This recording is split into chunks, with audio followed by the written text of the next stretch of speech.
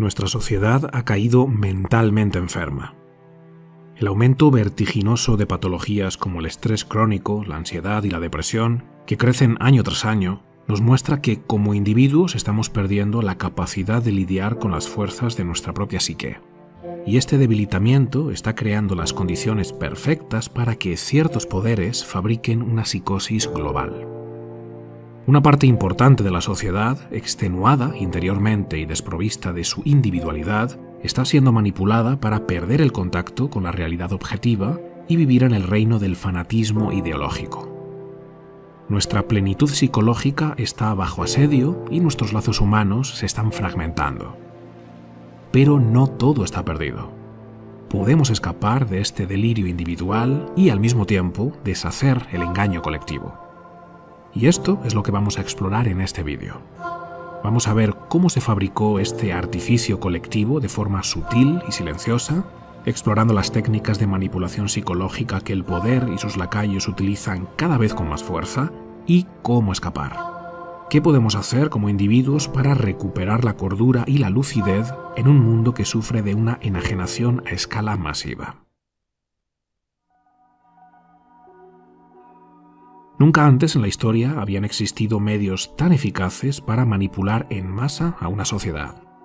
Además de los medios de comunicación clásicos, televisión, radio y prensa, hoy ese gigante llamado Internet permite a quienes ostentan el poder asaltar más fácilmente las mentes de las masas. El objetivo es claro: la creación de un sistema totalitario donde el poder, habiendo centralizado todos los aspectos de la sociedad, obtiene un control absoluto. Que el Kraken y sus tentáculos lo abarquen todo, que nada escape a su dominio y que no exista oposición a su tiranía. Sin embargo, el poder no puede lograr esto sin la colaboración de los individuos. Deben ser los individuos quienes, voluntariamente, decidan renunciar a sus derechos y libertades. Y la única forma eficaz de lograr algo así es que esos mismos individuos pierdan su individualidad y se adhieran a una mentalidad de grupo. Una vez que este proceso se haya consumado, los individuos no solamente estarán dispuestos a perder su libertad, sino que le suplicarán al gobierno que se la arrebate. Y existen 3 gatillos psicogénicos que logran precisamente esto de forma muy eficaz. 3 disparadores que el poder utiliza una y otra vez para manipular al individuo, aplastar su voluntad y convertirlo en masa aborregada. Y estos 3 gatillos son el miedo, la confusión y el deseo de seguridad, que además deben dispararse en una secuencia muy concreta.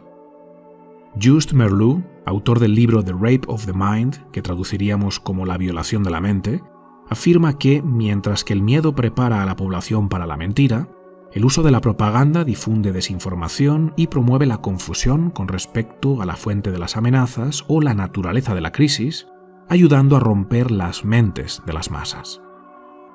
El origen de la psicosis es siempre un grave problema, una amenaza tan peligrosa que suscita niveles de miedo y tensión social insostenibles. El gobierno fabrica este problema de forma oportunista, interviniendo psicológicamente en los individuos para inducir temor frente a un peligro inminente. Después agita ese problema utilizando un bombardeo propagandístico diseñado para confundir al individuo.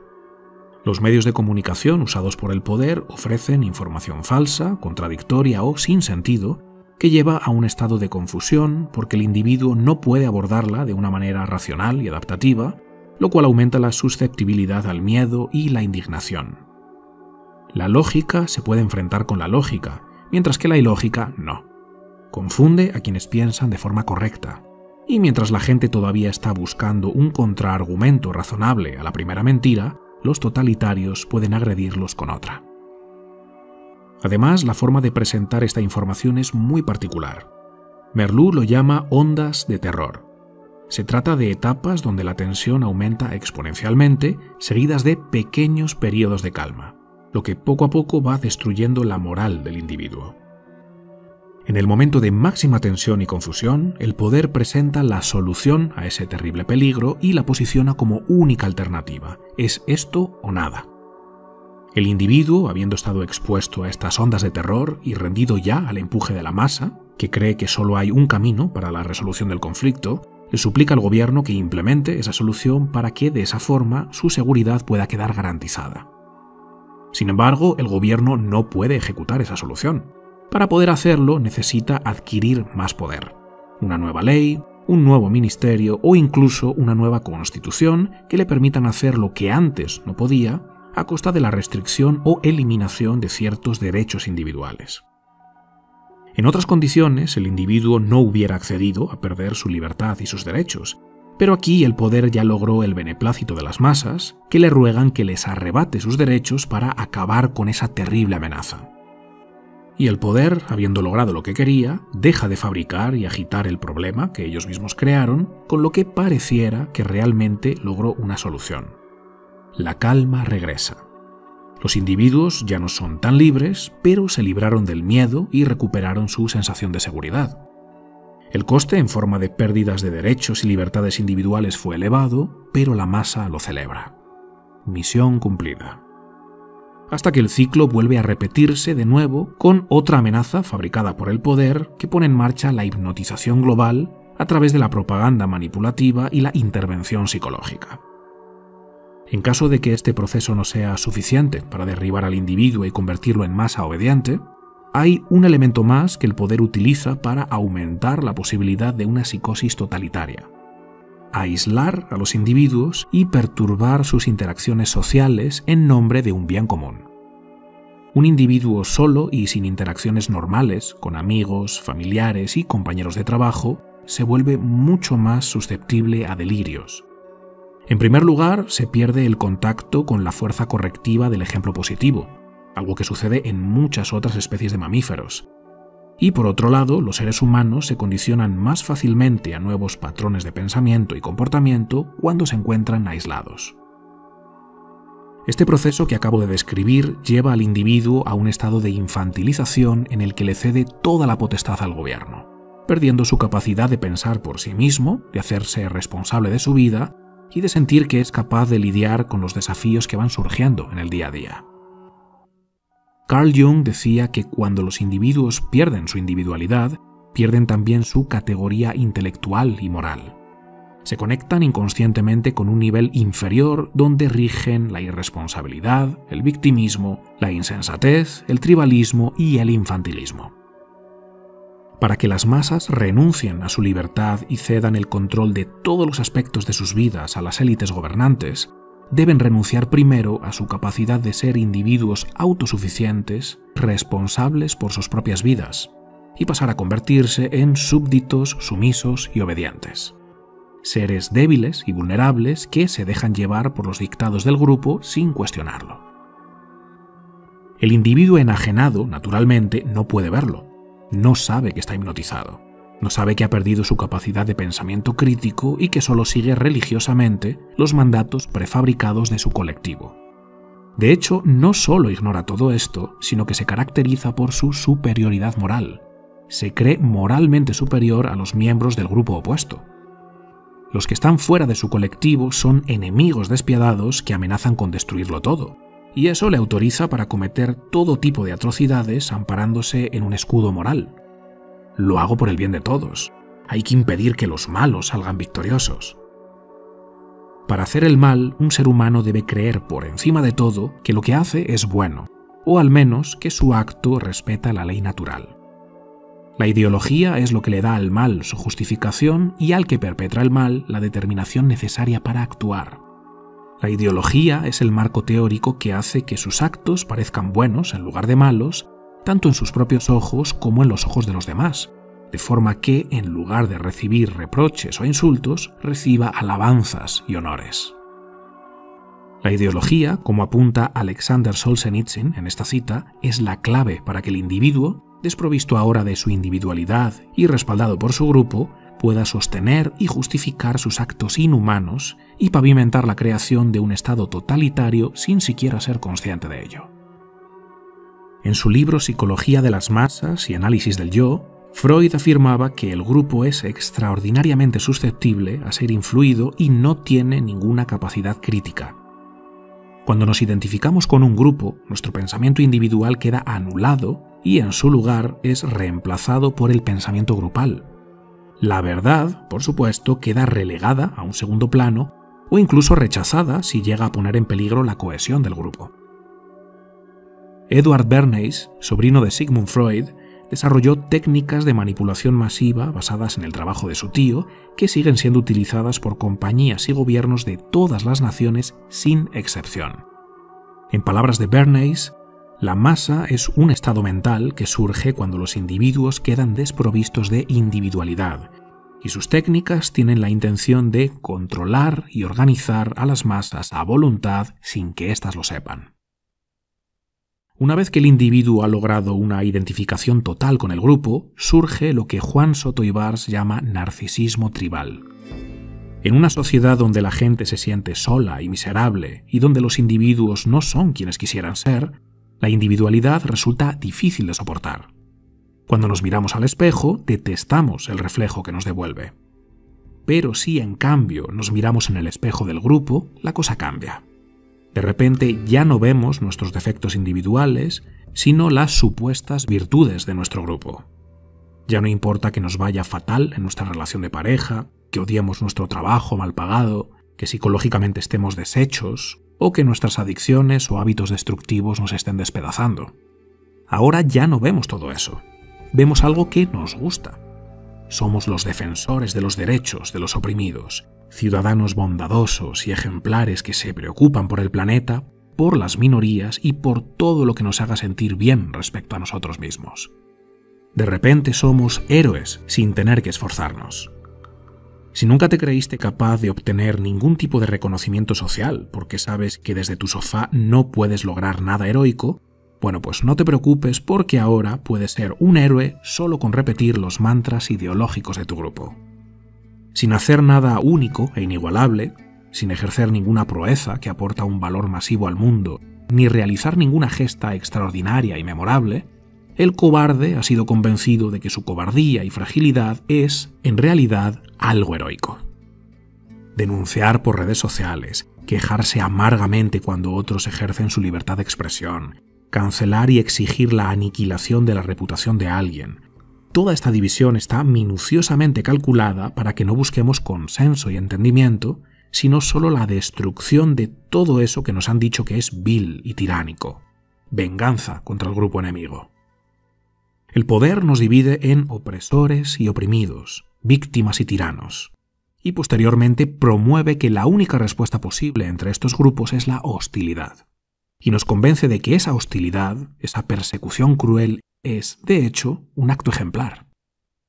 Si alguien expresa una opinión que no encaja en la narrativa de nuestro grupo ideológico, lo llamamos discurso de odio, fascismo, homofobia, machismo, racismo, opresión. Está prohibido crear espacios de debate. El intercambio de ideas o las conversaciones respetuosas son herejías para el grupo. Esta es la manipulación de las masas que estamos viviendo. Hemos perdido nuestra individualidad y nuestro potencial humano ha quedado completamente degradado e inhibido. ¿Qué podemos hacer para contrarrestar estas fuerzas implacables que tratan de anularnos como individuos y convertirnos en una masa enjaulada y enfurecida? Al principio del vídeo vimos que el poder usa contra nosotros los gatillos del miedo, la confusión y el deseo de seguridad. Si como individuos aprendemos a controlar conscientemente las fuerzas de nuestra psique y desarrollamos un carácter que nos permite lidiar sabiamente con esos gatillos, ya no podrán ser usados como herramientas de manipulación, puesto que perderán su efecto psíquico. Todos estamos en una búsqueda de alivio que nos libere de la inmensa presión que sentimos interiormente, esa falta de esperanza en la que estamos sumidos y esa total ausencia de dirección y propósito. Y cuando individualmente no sabemos qué hacer con todo ese miedo que nos abruma y esa negatividad que inunda nuestra vida, vamos hacia lo colectivo. Si no nos creemos capaces de lidiar con la adversidad y el sufrimiento, y nos sentimos desamparados porque estamos convencidos de que no podremos superarlo por nuestra cuenta, buscaremos la fuerza en ese grupo que promete darnos lo que nosotros no nos creemos capaces de obtener. Pero el grupo no puede resolver la verdadera raíz de tu sufrimiento. Tu mala relación con papá o mamá, tu ansiedad, tus malas decisiones, tus conductas deshonestas, tus hábitos destructivos y adicciones, tus traumas y heridas del pasado, tu búsqueda de significado. El grupo no puede resolver eso. Por supuesto que el grupo nunca lo admitirá. Ellos tratan de convencerte de que están ahí para rescatarte a ti y a todos los oprimidos como tú de las garras de quienes han hecho que tu vida sea tan miserable. Sin embargo, el grupo no puede crear estrategias adaptativas para el individuo. Ningún grupo identitario puede ayudarte a adueñarte de tus procesos psíquicos, adquirir dominio de tus pensamientos, reorientar la dirección de tu mente o sacarte de la preocupación patológica que deriva en ansiedad. No puede elevar tus emociones para que dejes de estar siempre triste, ofendido o enfadado.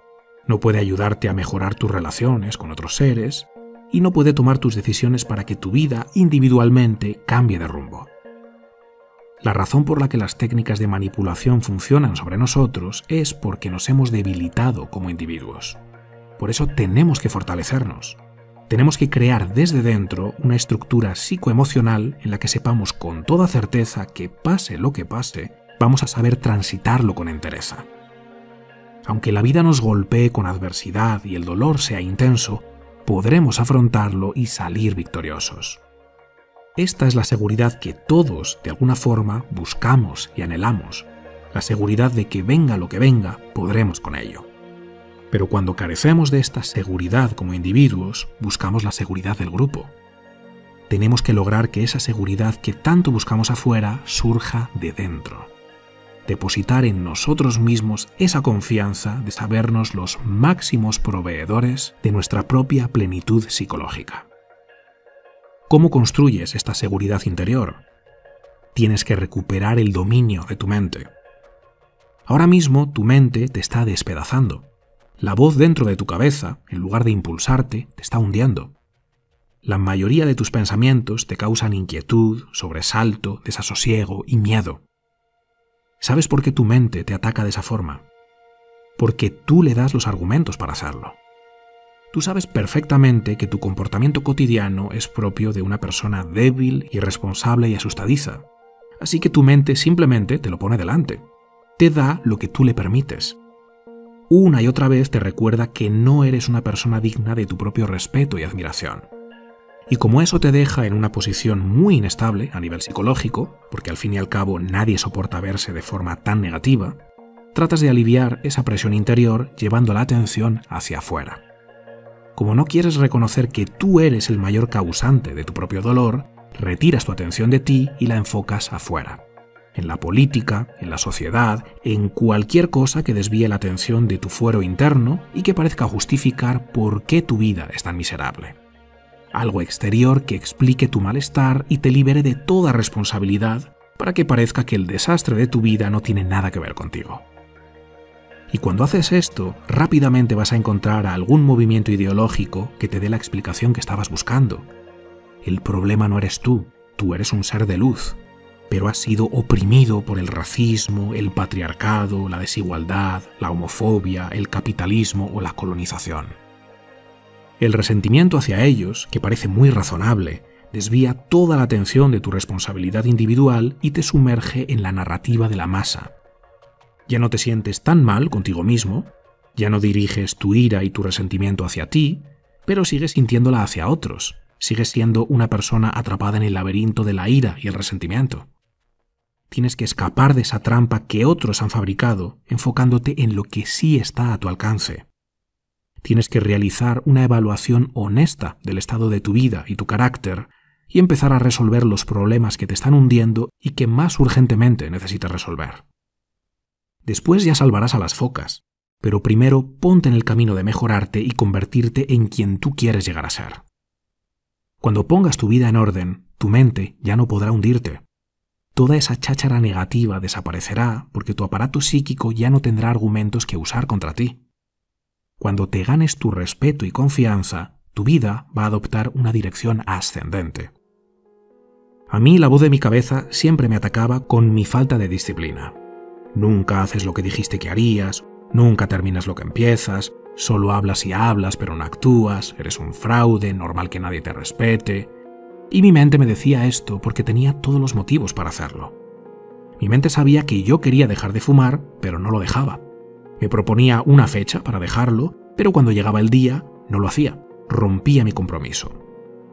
Decía que quería adelgazar, pero no cambiaba mis hábitos alimenticios y seguía tragando comida basura 3 o 4 veces por semana como mínimo. Me proponía empezar a hacer ejercicio porque llevaba una vida totalmente sedentaria, me apuntaba al gimnasio, pero después de unos pocos días lo dejaba. Y cuando llegaba la fecha de renovación, pagaba el siguiente mes asegurándome a mí mismo que iría, pero no iba. Y así una tras otra. Normal que mi mente me despedazara. Me ponía delante pensamientos acerca de mí mismo que yo sabía que eran ciertos y por eso me dolía tanto. Hasta que tomé la determinación de no volver a tocar un solo cigarrillo, cambiar mi alimentación y levantarme todos los días a las 5:30 de la mañana para hacer ejercicio. Cuando pude sobreponerme a mis resistencias y empecé a hacer todas esas cosas que yo dije que haría, mi mente ya no pudo avergonzarme y despedazarme. Si empiezas a hacer de forma rutinaria lo que tú sabes que te ayuda a crecer, tu mente ya no podrá decirte «qué débil y qué cobarde eres, no eres capaz de esforzarte, tú solo buscas estar calentito en tu sofá». Simplemente no podrá hacerlo. No le quedará más remedio que someterse a tu autoridad. La conquista de tu libertad personal es el resultado de exponerte a esas situaciones que te dan miedo y te incomodan porque te exigen dar lo máximo de ti, pero que de todos modos tú decides hacer porque sabes que te corresponde hacerlo. Cuando dejas de estar siempre persiguiendo la gratificación instantánea, quejándote y escondiéndote de la dificultad, tu mente se fortalece. Empiezas a ganarte tu respeto y admiración. Y empiezas a confiar en ti, porque sabes que cuando las cosas se pongan feas, tú tendrás la sabiduría para actuar con determinación y con audacia. Sabrás qué hacer por muy tenebroso que se vuelva el camino. Evitar a toda costa lo que nos resulta molesto y fastidioso nos lleva a convertirnos por elección propia en personas débiles que no saben tolerar la más mínima dificultad. Y esa debilidad es la brecha que el poder usa para doblegarnos. Pero exponernos de forma voluntaria y consciente a situaciones difíciles e incómodas saca lo mejor de nosotros y nos ayuda a corregir el extravío que nosotros mismos hemos causado en nuestras vidas. Da miedo emprender este camino, claro que sí, pero es que esto no va de dejar de tener miedo, esto va de hacerlo a pesar del miedo, de saber convivir con el miedo y no dejarse dominar por él. Sí, la vida está llena de sufrimiento. Te han oprimido, la injusticia te ha golpeado duramente, te han herido y todavía duele. Las cosas no te han ido como tú querías. El mundo es un lugar cruel y peligroso. Sí, todo eso es verdad, pero volverte una masa aborregada no va a darte lo que buscas, que es esa individuación a la que Jung se refería, ese llegar a ser tú mismo de forma auténtica y genuina, ocupar tu lugar en el mundo y encontrar la plenitud de tu propia autorrealización. Demuéstrale a tu mente que tú eres mucho más que tu miedo y tus dudas. Demuéstrale que estás por encima de la búsqueda de placer, confort y gratificación instantánea. Empieza a hacer lo que dijiste que harías y dejar de hacer lo que dijiste que ya no harías más. Aunque tu apatía, desesperanza y docilidad te hayan debilitado, puedes dejar de ser esa marioneta que otros quieren que seas. Vuélvete responsable de ti mismo. Fortalece tu espíritu. Desarrolla tu conciencia. Conviértete en quien puedes llegar a ser. Conquista tu libertad. Y luego, muéstranos cómo lo hiciste. Muéstranos el camino. Espero que este vídeo te haya gustado. Si es así, compártelo. Dale difusión para que llegue a todas esas personas que tú crees que pueda resultarles útil. O simplemente dale al botón de me gusta. Eso también ayuda mucho porque YouTube solamente recomienda los vídeos que han recibido muchos me gusta y muchos comentarios. Y como no, te invito a ver mis vídeos anteriores y a suscribirte porque pienso seguir trayéndote más vídeos como este que te ayuden a crear una mente de oro y volverte dorado. Nos vemos, chao.